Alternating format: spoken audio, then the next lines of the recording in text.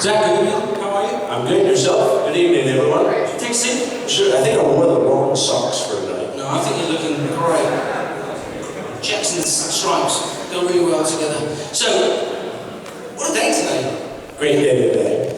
It was a tough start to the weekend, wasn't it? As Fernando said, tough day on Friday, but kind of put that to bed a little bit with a fantastic 7th position.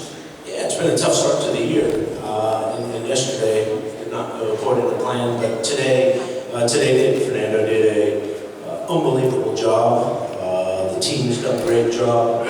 Honda gave us a good engine today, and very pleased to see P7.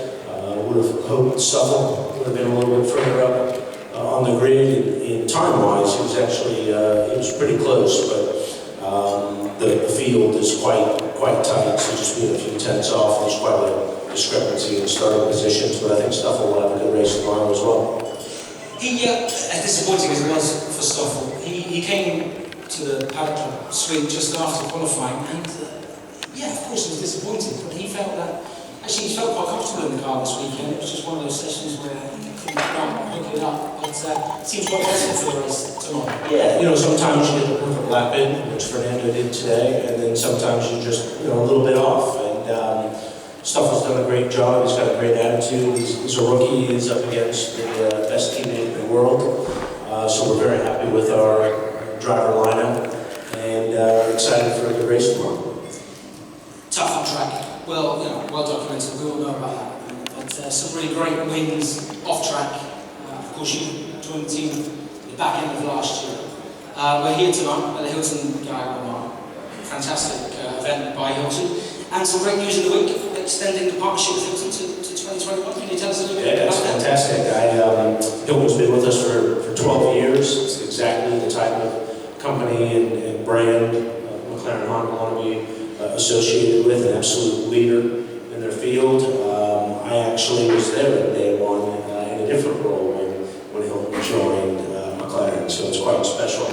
Every time I see Hilton, I've been along the journey with them through all 12 years, and now we have an extension we announced, and it's a great thing. A little spark here right there when you talk about, did you engineer the relationship? I'm not going to take credit for it. I had a good team along with me, and ultimately it was McLaren that Hilton was attracted to for all the obvious reasons. So it's great to be here today and continuing the partnership till the next decade. Yes, absolutely. And a great new platform, Zach, with announcing esports last week with another fantastic new partner, Logitech, and Logitech G, with the world's fastest gamer. Can you tell us a little bit about that initiative? Yeah, so esports is massive, and it's a great, I think motor racing and McLaren is something that complements the esports environment very well. Simulation is something that is very important to McLaren and Formula One teams. So we think through this competition, not only will we reach a new and younger audience, which is important for all of us in Formula One and business, but will ultimately, whoever wins will become a simulator driver for McLaren. So it's nice that the award winner will then go on to contribute towards our Formula One team. We couldn't have done it without Logitech. We're going to get started this year. We're the first at McLaren and Formula One to put on such a competition, and it's fascinating. I was at CES in Las Vegas, where esports, amongst other forms of electronics, is quite big, and it's clear that esports is another very big property. And so as we look at the different ways McLaren goes racing, going racing in esports, I think is more relevant today than ever. Where do you see it, Zach, in the next 3 to 5 years, the whole esports platform? How do you see it moving on?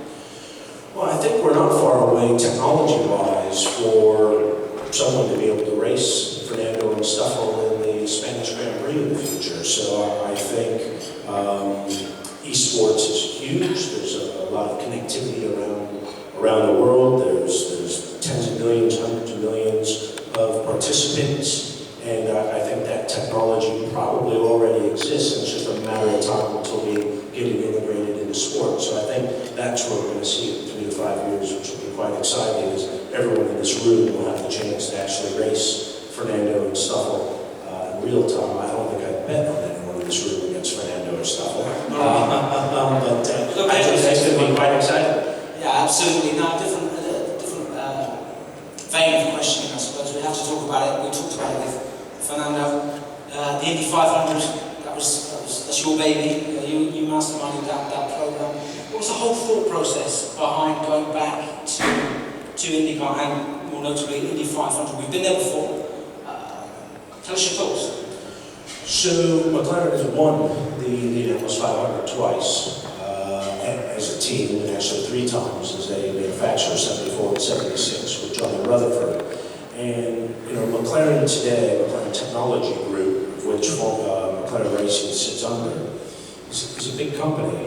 And while we have a Formula 1 team, we also have a technology business called McLaren Applied Technology, and we have an automotive business which is booming. So we have a brand ourselves that we need to promote and engage with our consumers around the world. And McLaren has a long history in racing in different forms of motorsports, whether it's Can-Am, Formula 5000, IndyCar, we won Le Mans in 1995. And so as we look to expand our portfolio, IndyCar and the Indianapolis 500 was something that we thought made sense. We didn't think 2017 was going to be the right time. However, given the circumstances and the fact that Honda's very competitive there, Fernando had a dream to go to the Indianapolis 500, which we only realized here early this year, because a lot of drivers in other forms of racing might not be brave enough to tackle the Indy 500. And I think it's great that Fernando wants to, so it all came together very quickly, and I think it's a very important market for McLaren and our partners to be in. And then we want to win races with Honda and Fernando and Stoffel. And so obviously we're going through some tough times now, making improvements.